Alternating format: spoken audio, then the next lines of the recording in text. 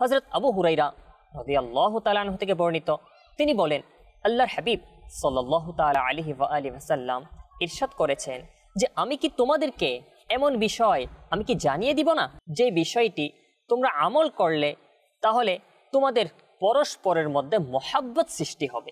আর আল্লাহর হাবিব সাল্লাল্লাহু তাআলা আলাইহি ওয়াসাল্লাম এটা বলে সেই আমল আল্লাহর হাবিব শিক্ষা দিয়েছেন, আফশুস সালামা বাইনাকুম, তোমরা কি করো পরস্পরের মধ্যে সালামকে বিস্তার করো, সালামের আমল শুরু করো, একে অপরকে সালাম প্রদান করো। এই সালাম, একে অপরকে সালাম দেওয়া, আমরা যে আসসালামু আলাইকুম ওয়া রাহমাতুল্লাহি ওয়া বারাকাতুহু, ওয়া আলাইকুমুস সালাম ওয়া রাহমাতুল্লাহি ওয়া বারাকাতুহু, এই যে আমল, এটা কত উত্তম আমল যে আমরা মুসলমানের মধ্যে একে অপরের মধ্যে মহাব্বত সৃষ্টি করতে যদি আমরা চাই তাহলে এই সালাম বা এই মহাব্বত সৃষ্টি করার জন্য অনেক বড় মাধ্যম রয়েছে। তো সুতরাং আমরা এই সালামকে আমল করার নিয়ত করে নিই। আসুন আরেকটি হাদিসে পাক আমরা শ্রবণ করি।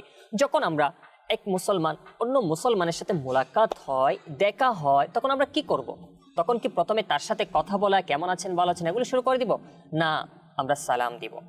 হাদিসে পাকে বর্ণিত রয়েছে আন জাবিরিন রাদিয়াল্লাহু তাআলা আনহু ক্বালা ক্বালা রাসূলুল্লাহি সাল্লাল্লাহু তাআলা আলাইহি ওয়া আলিহি ওয়াসাল্লাম আসসালামু ক্বাবলা আল কালাম।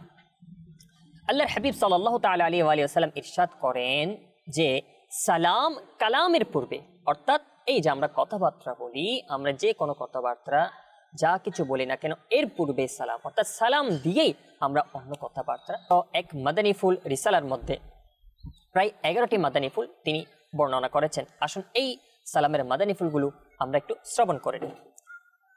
বলা হচ্ছে 1 নম্বর মাদানী ফুল, কোন মুসলমানের সাথে সাক্ষাতের সময় সালাম করা, এটা হচ্ছে আল্লাহর হাবিব সাল্লাল্লাহু তাআলা আলাইহি ওয়া সাল্লামের সুন্নাত মুবারাকা।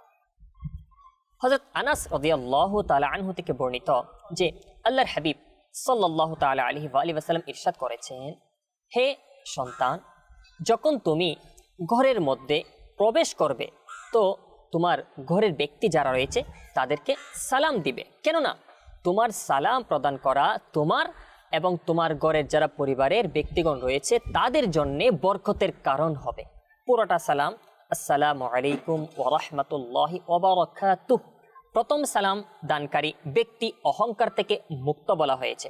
কারোর সাথে মোলাকাত যখন হয় আমরা মোলাকাতের শুরুতে সালাম করব, আবার সাক্ষাৎ যখন শেষ করি তখনও আমরা সালাম করব। সালাম এই মুহাব্বত সৃষ্টি করার জন্য অনেক বড় মাধ্যম রয়েছে। আল্লাহ পাক রব্বুল আলামিন এই সালামের বিষয়ে আমরা যা কিছু শুনেছি তার স্মরণ রেখে তার উপর আমল করার সেই তৌফিক দান করুক।